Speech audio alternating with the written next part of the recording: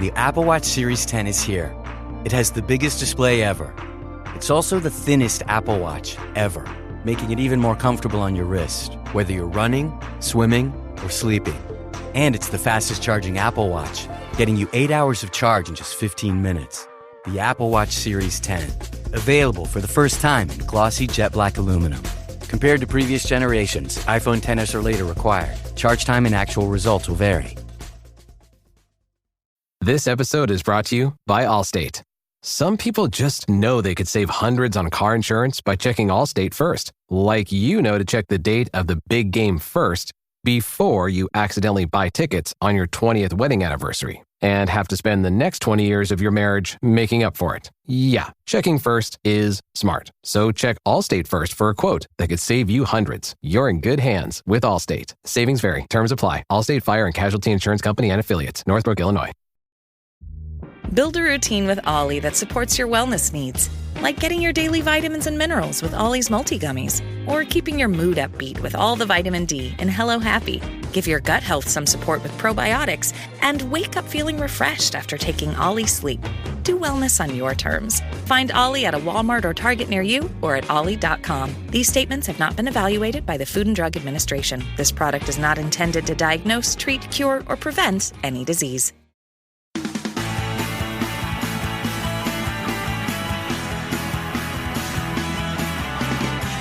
Well, good morning, good afternoon, good evening, dear listener, for yet another Dockers Debate preview show. I'm your host, as always, Michael Avery, joined by the Gromit to my Wallace, Rob Grant. How are we, Rob? I'm okay. How are you? I thought you did quite well, considering that Gromit doesn't talk. You've already broken that one. Yeah, and I am no respecter of tradition. You know that. Yes, we will now, from now on, call you the Clay Dog. And we, for this edition, we are delighted to welcome back, and I think Ramsgate was our first ever preview show, was it not, Rob? I think it was, yeah. I think it was. So we are with Ramsgate and Dockers Debate royalty. That is Darius from Ramsgate. Darius, the OG. The OG.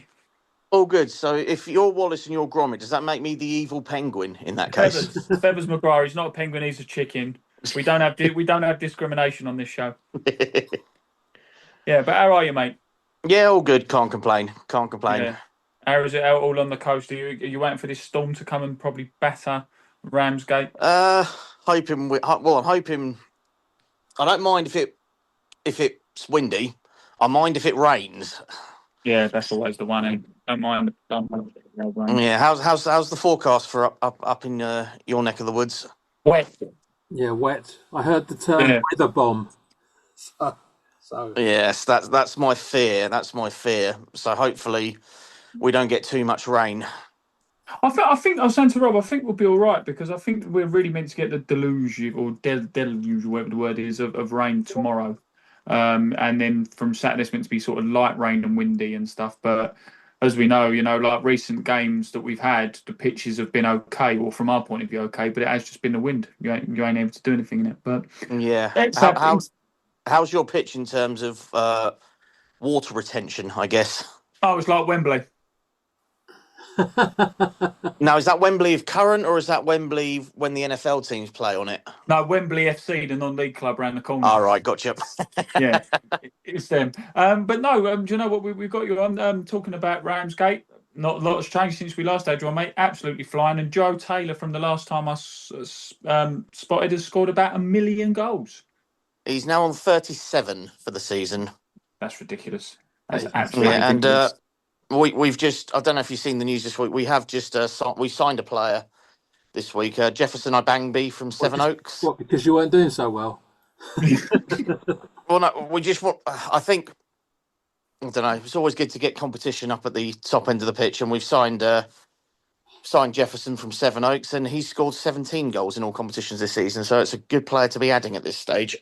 Yeah, no, absolutely. And the thing is as well, like you say, there's only, so like it's tight at the top, and just one slip up, really, isn't it? And Mark and Margate, whoever's up there with you, not Margate, sorry, Sittingbourne, yeah. So they'll overtake you again. So you've really, really got to be on it. But Yeah, well, I mean, it's a carbon copy of last season for us when we were going hammer and tong with Cray Valley. It was literally one slip up, and the other team had the advantage. We had a slip up, losing away to East Grinstead, and then we drew. Unfortunately, local rivals Margate got a 93rd minute equaliser against us on Boxing Day. yeah, that's right. But then Sittingbourne dropped points recently away at Ashford. So it's an absolutely crazy situation when you think just dropping points in one game could be really costly. So it's crazy pressure, but it's pressure that we're kind of used to because it was the same last season and we got experience from it. Yeah, also as well, just quickly, and then I'll let Rob jump in with his stats. We said when we had the Littlehampton show with Trevor Nell on about their goal difference. I mean, Littlehampton's is -17 and all the rest are like -30 odd. But you saying about the crazy pressure, Sittingbourne, to be fair to them, they score a lot of goals and they're on +65. So if they do get like a couple of points clear, that 10 goals that they've got on you at the moment is a point, really, isn't it? Yeah, and that's the concern. Sittingbourne, really, they're a juggernaut at home. They're scoring on average sort of over 4.5 goals a game at home, I think. Yeah. I mean, we're scoring a lot of goals as well. It's just the amount of goals Sittingbourne are scoring at home is what's helping them. But, we'll see. We'll just keep doing what we're trying to do. I mean... You do have a game in hand over them, though. We did. I don't anymore. Uh-huh. Keep up, Stato. They won their game in hand on Tuesday. So yeah, exactly. And I mean, at the moment, a little while back, it was like a bit of a 3-horse race, wasn't it? With you two and Margate. Margate have dropped a little bit, so it's basically just you top two going for it now, really, isn't it?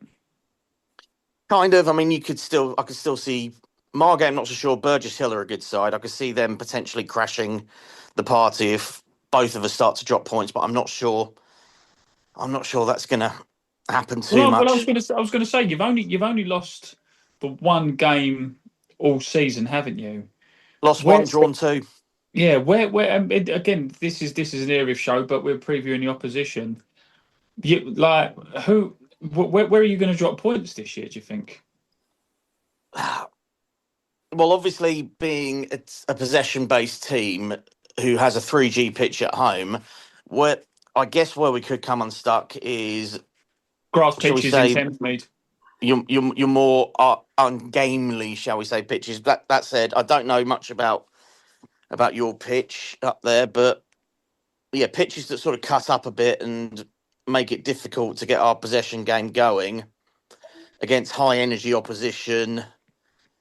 That could cause issues, but I would still go into every game confident that we can hurt teams, especially going forward.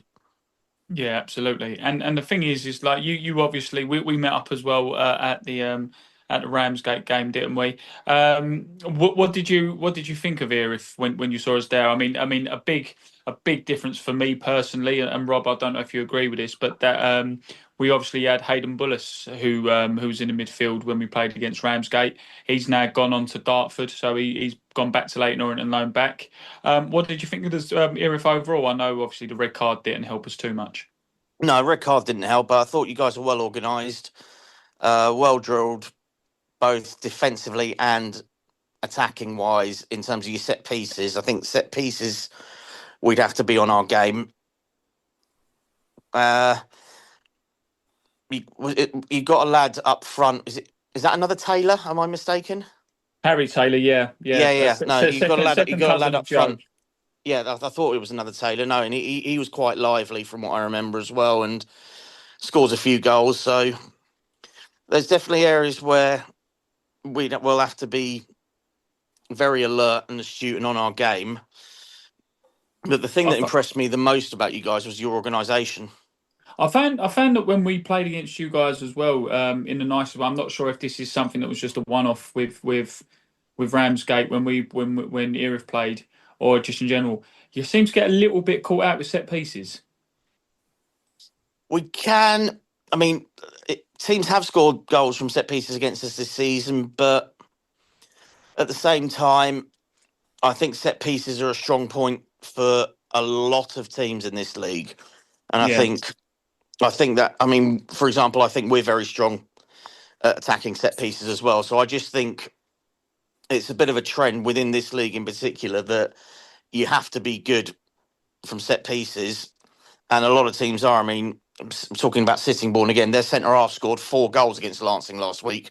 So that just shows you that that's another team with set piece prowess at this level. Yeah, absolutely. So, I mean, about this point in time, I generally tend to sort of leap into the stats and we start talking about, the form guide and the thing. But you're top of the tree on everything, pretty much. I mean, you're top of the form guide. You've won 5 on the bounce now. You drew the game against Margate, which is not entirely surprising because they are like basically your nearest rivals, like big rivals. And that's going to be a hard game, whichever way you look at it. But you've won the last 5. You don't look like you're ever going to get beat again. Top of the league table. Your top goal scorers on 37 goals, like you said, Joe Taylor, which is insane amount of goals, given that it's not even February yet. So, I mean, I'll ask you again. I'm pretty certain I asked you this last time, but where do you see there being a weakness? I mean, you mentioned set pieces, but is there any weak link in the squad, if you like, that you could think of? I wouldn't say so. I think we're so well rounded. I mean, Thanks, Darius. I think our fullbacks are excellent. Our 2 centre halves, well, 3 if you count Aaron Barnes as well. They're all good in the air. Jay Leader in particular is an absolute Rolls Royce. He's been outstanding this season, both on the ball and defensively. Midfield, we're good. We got legs. We got quality. We got strength in depth up front as well. I mean, I'm trying not to sound sort of cocky and overconfident at all here, but you think you're going to win them 5-0? No, well, as I said, the equaliser is when we sort of have to play in more uncompromising positions. That's the equaliser as far as I'm concerned. And it's always the case with a team like ours, which has got so much quality on the ball, that I guess it sort of depends if... I hasten to say sort of Erith, but we... because you guys have had a good season so far, but Littlehampton... Last Tuesday, for example, we lost. We won that game 3-2. We were 3-0 up, but sometimes crazy things can happen on these type of pitches in these types of games. And Littlehampton then got 2 goals in 2 minutes, and all of a sudden you're thinking, "Oh God, we were comfortable, and now it's a bit of squeaky bum time." But we managed to see the game out in the end. But it's more the unpredictability factor when you're talking about the grass pitches and the not so good weather conditions. That is the thing that we would probably be looking out for, if that makes sense. Yeah, exactly. So you're clearly Goliath. What does our David need to do to beat you? Stay tight, resolute, and organised defensively. Take advantage of your set pieces. Sort of those 2 things, and just don't stop running for 90 minutes will be another one. Yeah, absolutely. Sounds about right. I mean, I've noticed that even despite the wind and the rain and the inclement weather we've had lately, you're still getting crowds of over 1,000 as well. Well, we had over 1,200 on New Year's Day for the Deal game. I know Deal's a local one, but honestly, the weather conditions that day is amongst the worst I've ever experienced at a football match. Driving wind and torrential rain, absolutely torrential rain. But fans still turned up in their numbers, and hopefully, as the weather starts improving, the crowds will continue to increase. Didn't do much harm to the result, though. You still won 3-0. So. No, it's true, and that's a bad day at the office, isn't it? Yeah, bad day at the office, 3-0 in front of 1,200. That showed our ability to sort of try and win a game in a different way. I mean, Deal were they worked hard, but our quality just told in the end. So come on, let's be honest. You think you're going to wrap the title up? Kiss of death now. ask me that on the whatever it is day that the season ends. Absolutely. I wouldn't want to nail my colours to the mast, especially with last season still in the memory. No, absolutely. Yeah, you're right. Fair enough. Well, I mean, given that we played you not so long ago, you're top of the tree on everything. I can't see the point in trying to prolong this for much longer. So I'm going to ask you, what do you think the score's going to be? Give us your prediction. I'll go for a narrow 2-1 win for us. I think you're being generous there. Yeah. No, I think I think, as I said, it can be a bit of an equaliser, sort of going onto a grass pitch in not so good weather conditions. So I don't know. I think it'll be a close, competitive game, actually. Yeah, and they'll need the boots with the studs, not the boots with the little ridges. That would definitely help. Yeah, absolutely. Rob, what are you going to go for, mate? I'm going to go for 2-all. I'm going to go for a 2-all.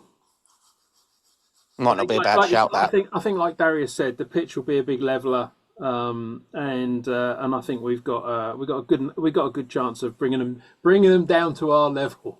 So I reckon we can go 2-all. Don't be so hard on yourself. Well, do you know what? We went to Faversham away when no one fancied us and won there. We beat Glebe away when no one expected us to win there. I'm gonna go for a little cheeky 1-0 Erith Town. Nice. Only because I'm being positive. If I did have an Erith hat on, I'd probably go 4-1 to a Ramsgate or something. But no, I've got to stay loyal. I'm gonna go 1-0 Erith Town. Well, I think first and foremost, let's hope that the game beats the weather. Yeah, absolutely. Because we've got a full coach full of 57 people coming. So fingers crossed it beats the weather. Because obviously 57 of us coming up be a nice little earner for you guys. So fingers crossed that it beats the weather and we can put a bit of money in the till for you. Lovely stuff. And also as well, remember Darius, it's our turn to buy you a pint now. I certainly won't be saying no to that. Lovely stuff. All right, mate. Darius, thank you very much for your time. Sorry, this is a bit of a shorter one as always, dear listener. But as Rob says, they're smashing everyone. Can't really say about that. But it's boring to go on about how well someone else is doing. Yeah, absolutely. It's like when you're on a call about saying how good looking Ronaldo is or something like that. There's only so long you can hear how chiseled he is. You best not have put the kiss of death on us now, by the way. Well, you know what? Do you know, for a second there, Darius, I thought Ronaldo was on the call the way you popped up when we just spoke about him there. But Darius, thank you. Ronaldo couldn't lace my boots, mate. It's all good. Oh no, absolutely. Could he do it at Littlehampton away on a Tuesday night? Exactly. There we are. But no, Darius, thank you for your time. Rob, as always, mate, thank you as well. Cheers. And this is Michael Avery signing out. Up the Dockers. Up the Dockers. Up the Rams.